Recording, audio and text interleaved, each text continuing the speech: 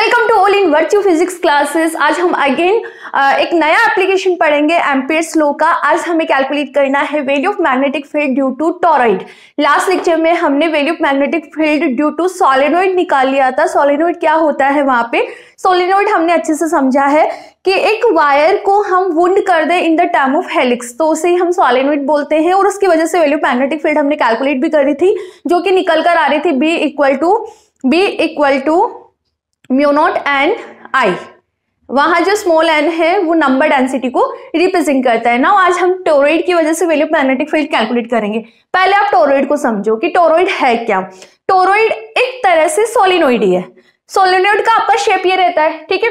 आप क्या करोगे, सोलेनोइड के दोनों एंड्स पॉइंट को पकड़कर इसको सर्कुलर शेप के अंदर सेट कर दोगे। यदि हम सोलेनोइड को बेंड कर दे सर्कुलर शेप में, ठीक है, इसके दोनों एंड्स पॉइंट को पकड़ के हम सर्कुलर शेप के अंदर इसको बेंड कर दे, तो ये आपका कहलाएगा टोरॉइड। एक तरह से सोलेनोइड ही है, ठीक है। अभी हम कैलकुलेट करके देखेंगे कि वैल्यू ऑफ मैग्नेटिक फील्ड जो सोलेनोइड में निकल कर आता है वो ही टोरॉइड में निकल कर आता है, ठीक है। बट क्या कर रहे हैं, हमने सोलेनोइड के एंड पॉइंट्स को पकड़कर इसको सर्कुलर शेप के अंदर सेट कर दिया, मतलब हमने इसको बेंड कर दिया सर्कुलर शेप के अंदर। तो वो शेप आपका क्या कहलाता है, एक नई शेप, उसे हमने नाम टोरॉइड दिया है। टोरॉइड की वजह से inside point P, outside point Q और एक एक्स एक्स, जो कि इस टोरॉइड के बीच में जो एक्स एक्स होगी वहां पे हमें एक पॉइंट लेना है, ठीक है। तीनों ही जगह पी क्यू और इसके एक्स एक्स पे एक पॉइंट लेना है, वहां पे तीनों ही जगह पे हमें value of magnetic field calculate करना है, ठीक है। कार्य शुरू। आप सबसे पहले हेडिंग डालो magnetic field due to toroid, ठीक है। सबसे पहले सोलेनोइड बनाओ। सोलेनोइड के जस्ट नीचे लिखो bend into a circular shape. यदि हम इसको सर्कुलर शेप के अंदर बेंड कर दे तो वो आपका टोरॉइड कहलाएगा, ठीक है। और इस टोरॉइड में पॉइंट पी और पॉइंट क्यू और एक एक्स एक्स पे हमें पॉइंट लेना है। तीनों ही जगह value of magnetic field calculate करनी है by using the Ampere's law, ठीक है। अब देखो इनसाइड और आउटसाइड की पहले बात कर लेते हैं। करंट आपका किस तरह से फ्लो हो रहा है। लेटेस्ट कंसिडर हमने करंट का डायरेक्शन इस तरह से ले लिया, ये यहां से जा रहा है, ठीक है। इस तरह से टर्न हो रहा है, इस तरह से टर्न हो रहा है। देखो अब अच्छे से सुनना मेरी बात।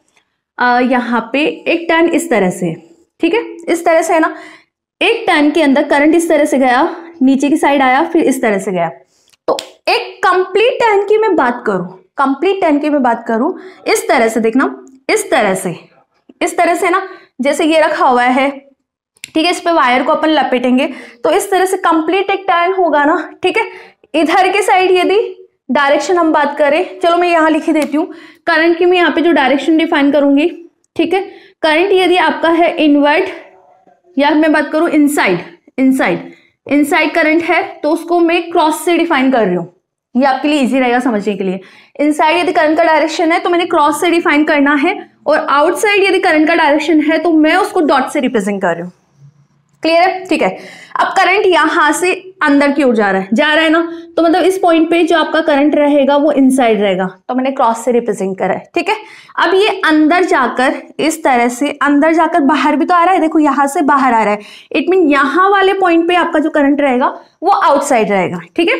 इनसाइड और आउटसाइड समझ आएगा। जैसे सर्कुलर में जाएगा ना करंट, तो ऐसे जा रहा है तो वापस बाहर आ रहा है, फिर अंदर जा रहा है, फिर बाहर आ रहा है, अंदर जा रहा है, फिर बाहर आ रहा है, ठीक है। तो मैंने इनवर्ट डायरेक्शन को क्रॉस से रिप्रेजेंट कर दिया, और आउटवर्ड जो डायरेक्शन है उसको मैंने डॉट से रिप्रेजेंट कर दिया। किससे रिप्रेजेंट करा है, डॉट से रिप्रेजेंट करा है, ठीक है।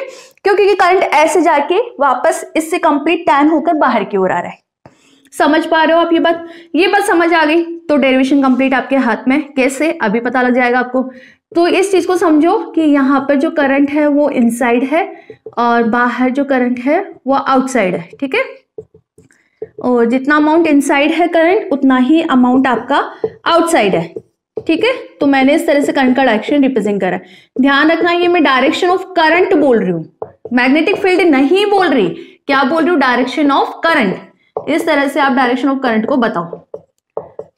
अब निकाल लो जल्दी से, कहा 8Q, 8 पॉइंट P और 8 XX, ये हमें डायरेक्शन ऑफ करंट समझ आ गया, ठीक है। निकाल ले अब जल्दी से। ओके, सबसे पहले हम कहा निकालेंगे वैल्यू ऑफ मैग्नेटिक फील्ड। लिख लो यहाँ पे करंट इनसाइड मैंने डिफाइन करा है क्रॉस से और आउटसाइड मैंने डिफाइन करा है डॉट से, ठीक है, डॉट और ये circle. So first of all हम यहाँ पे value now we calculate value of magnetic field, value of magnetic field at exterior point P। Exterior point आपने के लिए क्यू लिया है, एक्सटीरियर पॉइंट आपका ये रहा क्यू, इस पॉइंट क्यू पे हमें वैल्यू ऑफ कैलकुलेट करनी है, ठीक है। सो फर्स्ट ऑफ ऑल हम क्या करेंगे, फर्स्ट ऑफ ऑल हमेशा क्या करते हैं, इस पॉइंट से पास होने वाला एम्पियर लूप ड्रॉ करना है। So firstly we draw an Ampere loop which passing through point Q। ये तो समझ आता है ना आपको, इतने सारे एप्लीकेशन पढ़ लिए, हमें जिस भी पॉइंट पे निकालना होता है उसके लिए हम क्या कर देते हैं, एम्पियर्स लूप बनाते हैं। लो हमने यहाँ पे एक एम्पियर्स लूप बना दिया, ये हमने एक एम्पियर्स लूप बना दिया, कहाँ पे, आउटसाइड, ठीक है। एंड पॉइंट Q की अपन डिस्टेंस बता देते हैं, ठीक है। पॉइंट P की हम यहाँ पे QP डिस्टेंस बता देते हैं, स्मॉल r डिफाइन कर दो। जो आपका PQ पॉइंट है वो क्या है, डिफाइन कर दो, पॉइंट Q 8r डिस्टेंस, ठीक है, 8r डिस्टेंस हमने ये पॉइंट डिफाइन कर दिया, ठीक है। अब क्या करें, लगा दो एम्पियर्स लॉ। अब एम्पियर्स लॉ क्या बोलता है, integration of B dot DL किसके बराबर होता है, mu naught total current enclose in this loop. Amperes loop के अंदर कितना करंट इंक्लोज है, जल्दी से बताओ कितना करंट इंक्लोज है, आई नेट लिख रही हूं मैं, है ना। आई नेट कितना होगा, देखो जितना करंट बाहर जा रहा है उतना ही करंट इनसाइड जा रहा है, दोनों का अपोजिट डायरेक्शन, तो आप क्या बोलोगे, आई नेट, हियर आई नेट 0, ठीक है। तो यहां से ऐसे निकल कर आ गया, बी आपका कितना होगा 0। क्यों, सिंप्लीफाई करने की जरूरत ही नहीं है, वही मैग्नेटिक फील्ड की डायरेक्शन देख लेना आप, मैग्नेटिक फील्ड और डीएल एलिमेंट लेंगे, भाई इतना करने की जरूरत ही नहीं है, बिकॉज आई नेट वैसे हमारे पास 0 आ रहा, तो सिंप्लीफाई क्यों करें हम लोग, क्यों करें, बी की वैल्यू हमें ऐसे ही पता लग गई 0, ठीक है। तो आउटसाइड टोरॉइड कितना है, वैल्यू ऑफ मैग्नेटिक फील्ड आपका 0 आ रहा है, ठीक है। अब इनसाइड भी देख लेते हैं 8 point P। Now 8 point P, ठीक है, ये आप डालो सेकंड पॉइंट P पे हमें value of magnetic field calculate करना है। इसको तो हटा दो, ये अभी तक तो हमारा टोरॉइड वैसा का वैसा बना हुआ है, ठीक है। अब क्या करें, पॉइंट P से R डिस्टेंस पे, मतलब पॉइंट P इनसाइड है, 8 पॉइंट P हमें यहाँ पे value of magnetic field calculate करनी, तो ये P पॉइंट मैंने ले लिया स्मॉल r डिस्टेंस पे, ठीक है, इस तरह से, और ये रहा ऑरिजिन। क्या करें, एम्पियर्स लूप हमने बना दिया। अब again we take a point P, we take a, inside लिखो आप, है ना, inside the toroid, inside the toroid 8 point P, ठीक है, ये ज्यादा सही लगेगा हेडिंग, ठीक है। So we take a point P 8r distance and draw a ampere's loop, apply करो ampere law, by ampere's law. क्या बोलता है ampere's law, line integration of magnetic field किसके बराबर होता है, म्यू नॉट आई नेट, मतलब आई कितना इंक्लोज है इस लूप के अंदर। अब आई इस लूप के अंदर कितना इंक्लोज है देख लो आप खुद ही, कितना है 0 ना, आई नेट क्या है 0, तो मतलब आपका बी अगेन यहाँ पर कितना आया 0। तो इनसाइड और आउटसाइड, इनसाइड एंड आउटसाइड कितना आ रहा है आपके पास 0, मैग्नेटिक फील्ड कितना आ रहा है, बी 0 आ रहा है आपका, ठीक है। अब एक और रह रहा है एक्स पे, निकाल लेते हैं हम, सी के अंदर डालो 3, वैल्यू ऑफ मैग्नेटिक फील्ड, ठीक है, magnetic field eight x of toroid, इस टोरॉइड के हमें एक्स पे निकालना है। निकाल लोगे क्या, निकालो जल्दी से,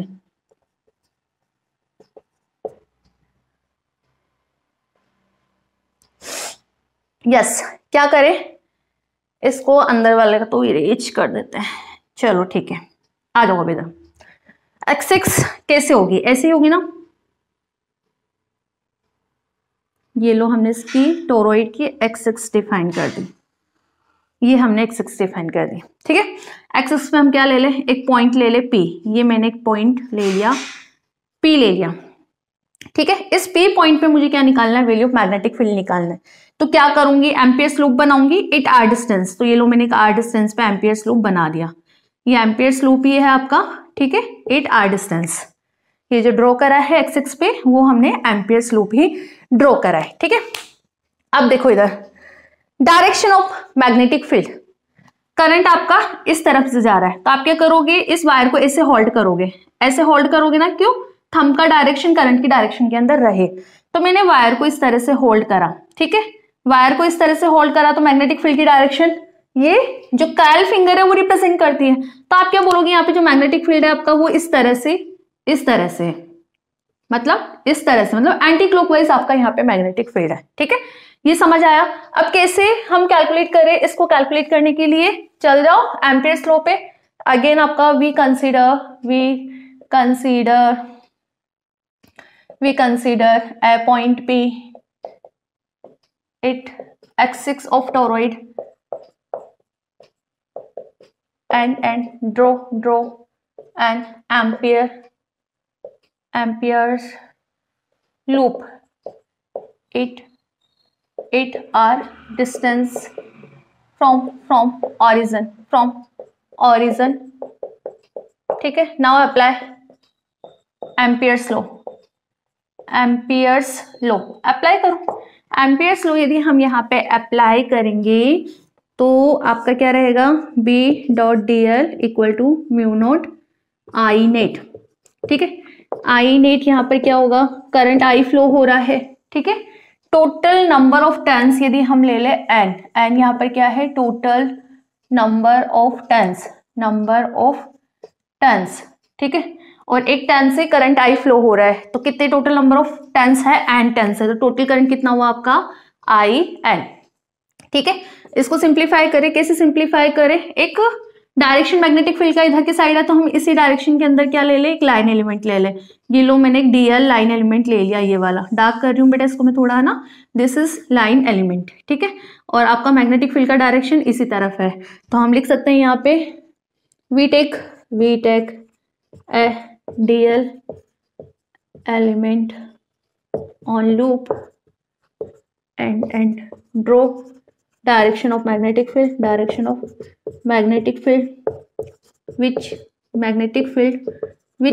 which towards the direction of line element,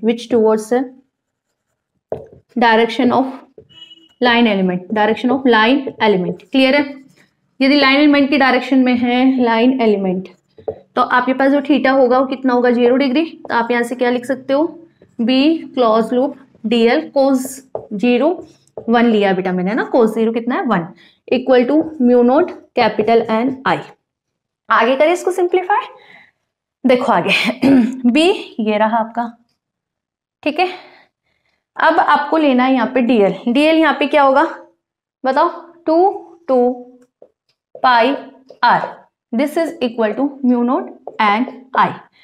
B equal to mu naught I N upon 2 pi R. ठीक है, एन अपॉन 2 पाई आर, इसे हम क्या लिख सकते हैं, स्मॉल एन यहाँ पर क्या है, टर्न डेंसिटी। क्या है, टर्न डेंसिटी